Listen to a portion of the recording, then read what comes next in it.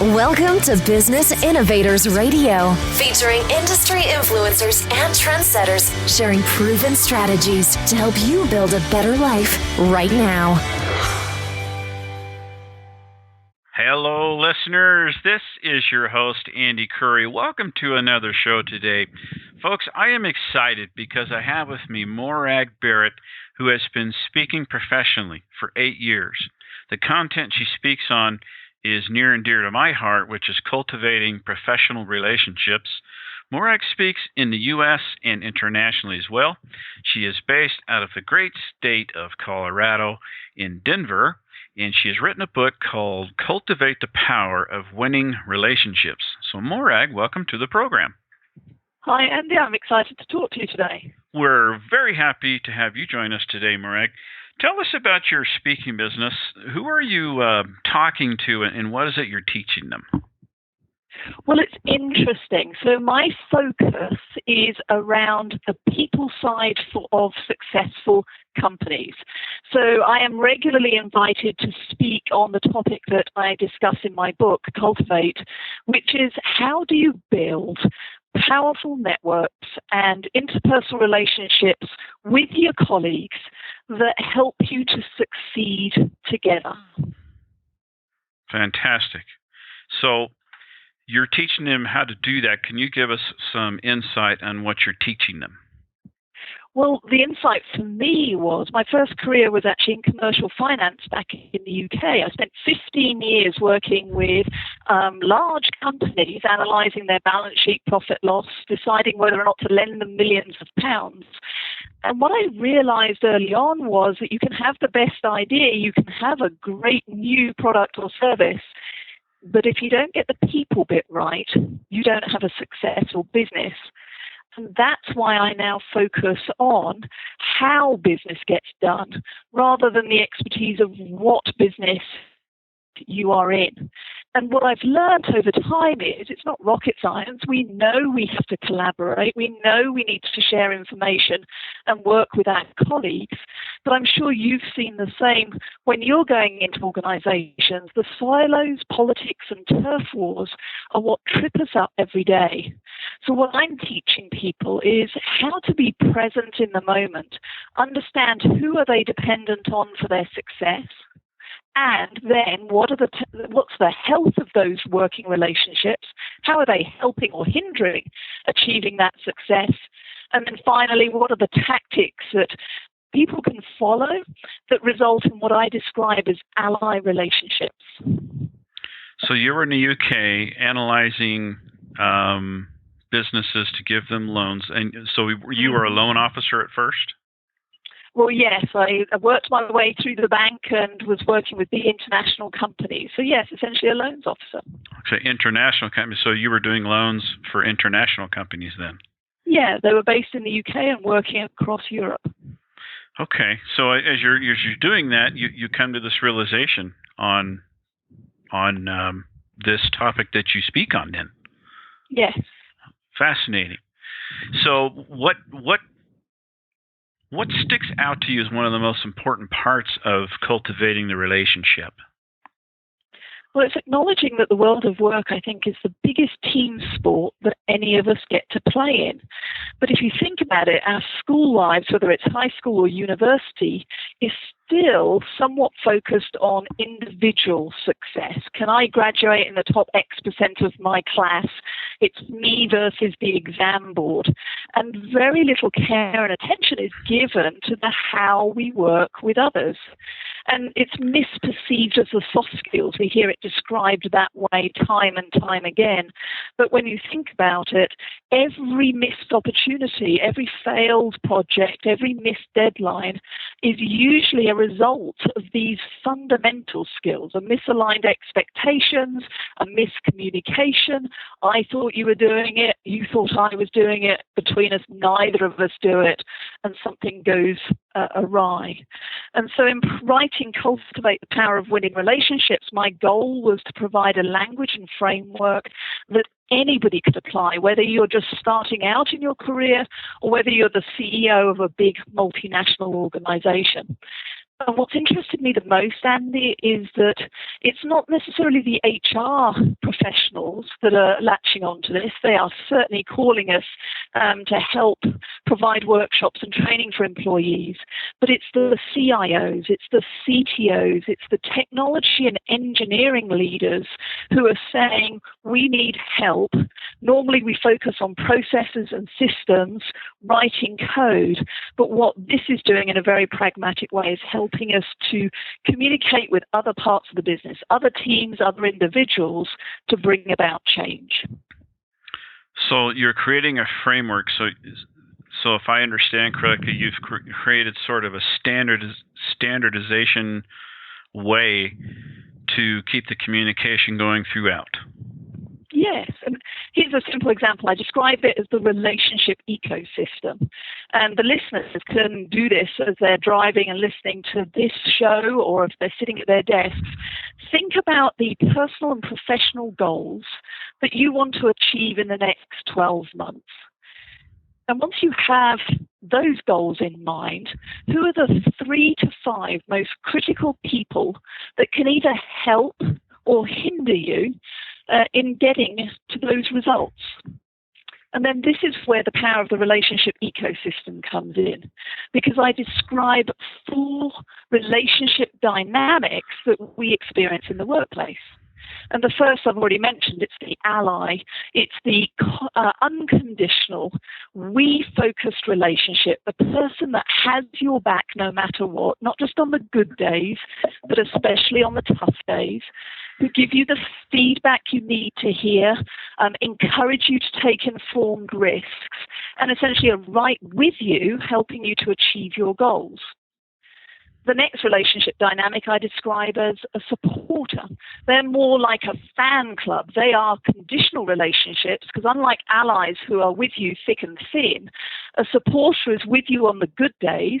They'll tell you the feedback you want to hear versus what you need to hear.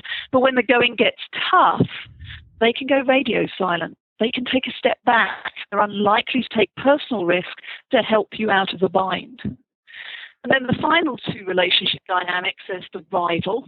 We might all recognize that description, a little bit more elbow jockeying and bruising. It's a little bit more competitive, but it's destructive competition. It's about win-lose, whereas with an ally, you can have competition, but it's about how do we challenge each other to learn and grow every day. So rivals are like Jekyll and Hyde.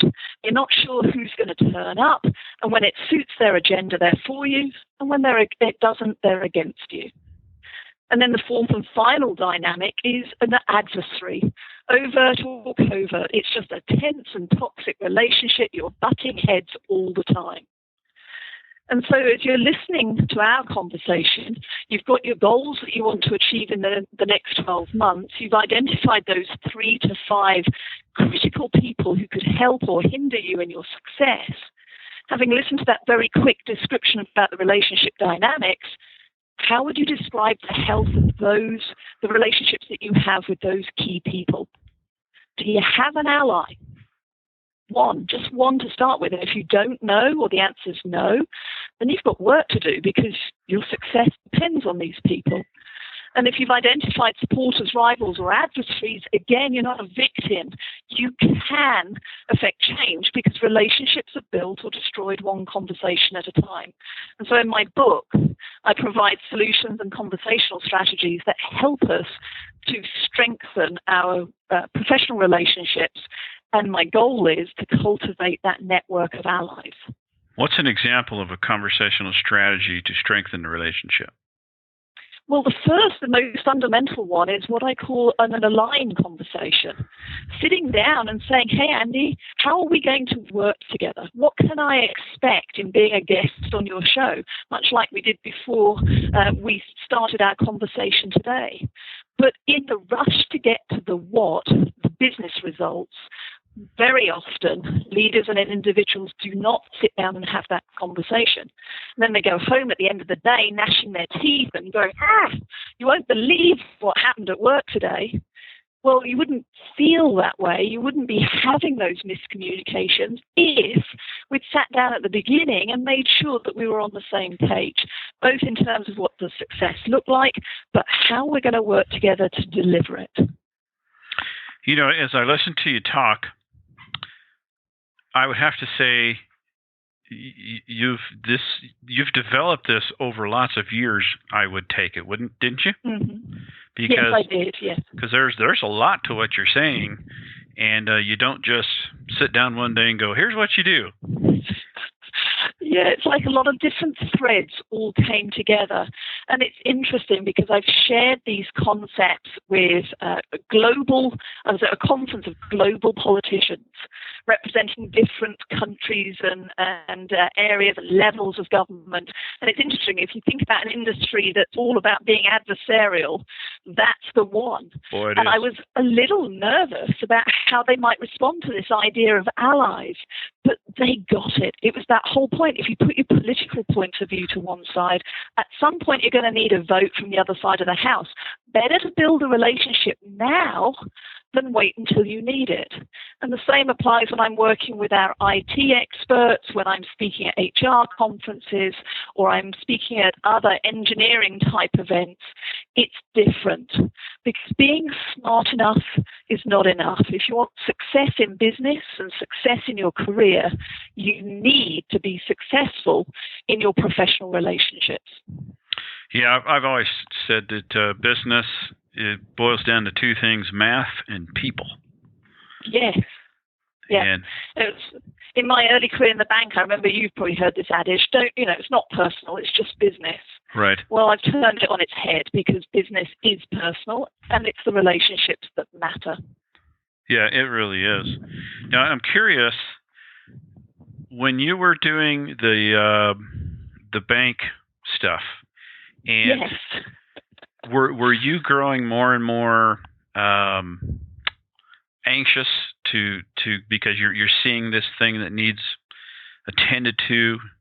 Were you growing more and more anxious to get out there and start on this, or how did that happen for you? Yes, I think so. I mean, I've had good role models as I think back through my career. Bank managers who were my mentors and coaches, who built relationships with their customers and with colleagues. And so these were the many webs and threads that I mentioned earlier on.